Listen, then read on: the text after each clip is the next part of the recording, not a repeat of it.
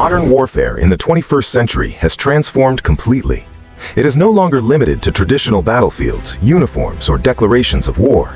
Instead, it has become a continuous, multi-layered struggle, a permanent state of competition between states and non-state actors. The goal is no longer just to defeat armies or seize territory. The objective is to weaken societies, systems, perceptions, and legitimacy. Today, conflicts often begin in cyberspace. Cyber warfare uses malware, ransomware, and cyber espionage. These attacks disrupt power grids, oil pipelines, and water systems. Hospitals, financial markets, and military command networks are targeted. Ukraine's energy infrastructure has faced repeated cyber attacks. Western healthcare systems have been crippled by ransomware. Defense, nuclear, and AI-related secrets are stolen through cyber espionage. Attackers cause massive damage at very low cost, and they often maintain plausible deniability. Running parallel is information and cognitive warfare. This form of warfare targets human perception itself. Disinformation is spread deliberately. Social media algorithms are manipulated. Bot armies amplify false narratives. AI-generated deepfakes fabricate speeches, events, and atrocities. The goal is not just to convince people of lies. The goal is to destroy trust completely, to make citizens doubt every source of information. This tactic has been widely observed during elections, during protests, and during wars in Ukraine, Gaza, and other global flashpoints. At the same time, artificial intelligence is changing warfare fundamentally. Autonomous systems introduce an algorithmic dimension to conflict. Drone swarms now dominate modern battlefields. Loitering munitions like Switchblade and Shahed drones are widely used. AI-assisted surveillance tracks targets continuously. Facial recognition identifies individuals in real time. Predictive targeting accelerates kill chains. Automated command and control systems operate at machine speed. Human decision-making timelines are compressed dramatically. Human control is reduced. Ethical and legal concerns are growing rapidly. Machines increasingly influence or execute lethal actions. The risk of accidental escalation is rising. So is the danger of an uncontrolled AI arms race. Beyond Earth, space has become a battlefield. Modern societies depend on satellites for daily life. GPS navigation relies on space systems. So do communications and intelligence gathering. Financial timing systems depend on satellites. Missile warning systems depend on space. As a result, space warfare has emerged as a decisive domain. Anti-satellite missiles are being developed.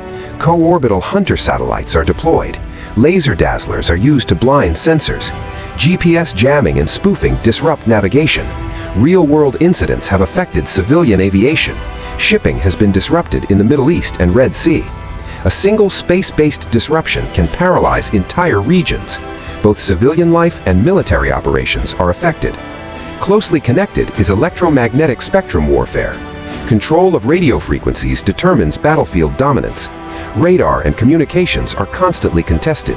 Electronic jamming blinds sensors. Signal interception exposes command networks. Spoofing misleads weapons and drones. Integrated cyber-electronic attacks disable entire systems. Wars are shaped without visible combat. These tools are rarely used alone. They are combined into gray zone or hybrid warfare. This is now the dominant form of geopolitical competition. Cyber attacks are paired with disinformation. Economic coercion applies sustained pressure. Proxy militias fight without official attribution. Energy and food supplies are weaponized. Lawfare exploits legal systems. Diplomatic pressure isolates targets internationally. All actions are carefully calibrated. They remain below the threshold of open war. This creates ambiguity for opponents and often leads to paralysis. Within this framework, regime change warfare plays a major role. It has been particularly associated with U.S. strategy since the Cold War. The aim is to remove or reshape hostile governments without long-term military occupation. Political and electoral engineering supports opposition movements. NGOs are used to shape internal dynamics. Economic sanctions target banking systems. Energy exports are restricted.